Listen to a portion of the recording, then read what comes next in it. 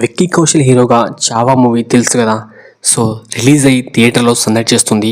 Present ఈ మూవీలో రష్మిక మందన ఇంకా లక్ష్మణ్ వటేకర్ సో ఆయన డైరెక్షన్లో వచ్చిన ఈ సినిమా ప్రజెంట్ కలెక్షన్ల వర్షం కురిపించేస్తుంది.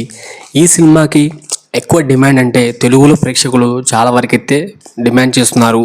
ఎందుకు తెలుగులో రిలీజ్ చేయలేదు, ఛత్రపతి సంభాజీ చరిత్ర గురించి తెలుసుకోవాలని ఎంతమందికైనా ఉంటుంది. బుక్లో చూసాం మొఘల్స్లో ఇక వాటి చరిత్ర గురించి, బట్ కానీ తెలుగులో ఎందుకు ఇలా డబ్ చేయలేదని చెప్పి చాలామంది డిసప్పాయింట్ అయిపోతున్నారు తెలుగు ప్రజలు.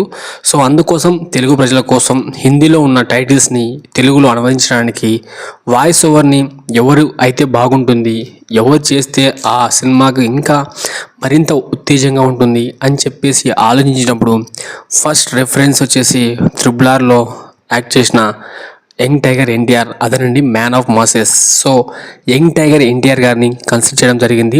ప్రజెంట్ చావాలో ఒక భాగం కాబోతున్నారు. వాయిస్ ఓవర్ మాత్రం ర్యాప్ అంటే కేసీపీ అని చెప్పాల్సిందే. ఖచ్చితంగా అయితే జూనియర్ ఎన్టీఆర్ గారి వాయిస్ ఓవర్ మాత్రం ఇక తెలుసు కదా, ఛత్రపతి సంభాజీ అంటే శివాజీ గారి పెద్ద కొడుకు. సో ఆయన జీవిత చరిత్ర గురించి ఈ యొక్క వాయిస్ ఓవర్ ఉంటే ఏ విధంగా ఉంటుందో, ఇంకా ఆ సినిమాలో ఒక లైన్తో వచ్చే సీన్ తెలుసు కదా, ఆ సీన్లో ఇక్కడ voice over young tiger NTR గారి వాయిస్ ఓవర్ ఉంటే మాత్రం అస్సలు కేసీపీడీ అని చెప్పాల్సిందే. ఖచ్చితంగా తెలుగులో వాయిస్ ఓవర్ ఎన్టీఆర్ గారు అయితే వేరే లెవెల్.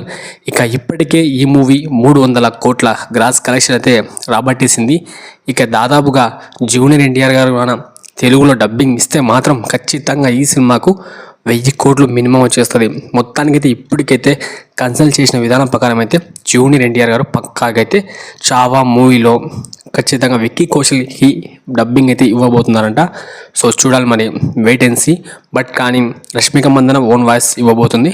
బట్ కానీ విక్కీ కౌశల్కి మాత్రమే జూనియర్ ఎన్టీఆర్ గారు ఇవ్వబోతున్నారు.